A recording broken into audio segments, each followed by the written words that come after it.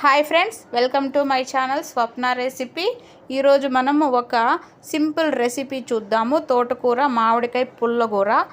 Easy ప్రాసెస్లో తోటకూర మామిడికాయ పుల్లగూర ఎలా చేయాలో చూద్దాము. కావలసిన పదార్థాలు: టమాటో, ఎర్రగడ్డ, పచ్చిమిర్చి, 2 కట్టల తోటకూర. ముందుగా దబర్లో 1 గ్లాస్ వాటర్ వేసాము. 1/2 స్పూన్ పసుపు వేద్దాము. ముందుగా కట్ చేసి పెట్టుకున్న టమాటో, ఎర్రగడ్డ, పచ్చిమిర్చి వేసేద్దాము. చిన్న సైజు మామిడికాయ చెక్కు తీసేసి సన్న ముక్కలు కట్ చేసేసి మామిడి ముక్కలు కూడా వేసేద్దాము.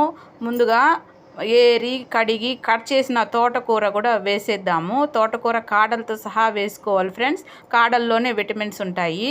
తోటకూర కూడా వేసేసి మూత పెట్టి మెత్తగా ఉడికిచ్చేసుకుందాము. ఈ తోటకూర అయితే ఉడికింది ఫ్రెండ్స్. ఇప్పుడు ఈ తోటకూరకి తగినంత ఉప్పు వేసి పప్పు గుత్తితోటి మెత్తగా మెదిపేసుకుందాము. పప్పు బాగా మెదిపేసేయాలి. తోటకూర పుల్లగూర మెదిపేసుకుందాము. తోటకూర పుల్లగూర చాలా ఫేమస్ రెసిపీ ఫ్రెండ్స్.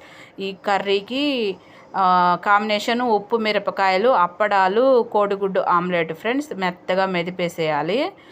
చాలా బాగుంటుంది ఫ్రెండ్స్. ఇది అమ్మమ్మల కాలం నాటి రెసిపీ. ఇది చాలా కమ్మగా ఉంటుంది ఫ్రెండ్స్. వేడి వేడి అన్నంలో ఈ తోటకూర పుల్లకూర వేసుకొని 2 స్పూన్లు నెయ్యి వేసుకొని తింటే చాలా బాగుంటుంది.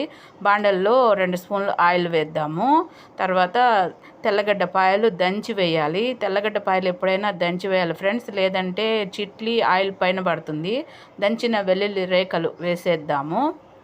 తర్వాత 1 స్పూన్ ఆవాలు, 1 స్పూన్ జీలకర్ర, 1/2 స్పూన్ మెంతులు వేసేసి 2 ఎండుమిర్చి చించి వేసేద్దాము. తర్వాత కట్ చేసిన ఆనియన్, కరివేపాకు వేసి 1 చిటికెడు ఇంగువ వేసి బాగా వేయించేసి ఎర్రగా వేయించేసేయాలి. తర్వాత ఈ తాలింపు పుల్లగూరలో వేసేద్దాము.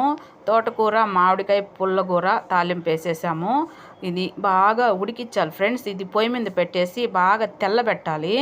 తోటకూర బుడగలు వచ్చే వరకు బాగా కుక్ చేయాలి ఫ్రెండ్స్. చూడండి తోటకూరలోంచి ఎలా బుడగలు వస్తున్నాయో, ఇలా బుడగలు వచ్చే వరకు బాగా కుక్ చేయాలి.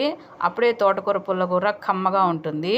ఈ తోటకూర పుల్లగూర రెడీ అయింది ఫ్రెండ్స్. ఈ తోటకూర పుల్లగూర అమ్మమ్మల కాలం నాటి రెసిపీ.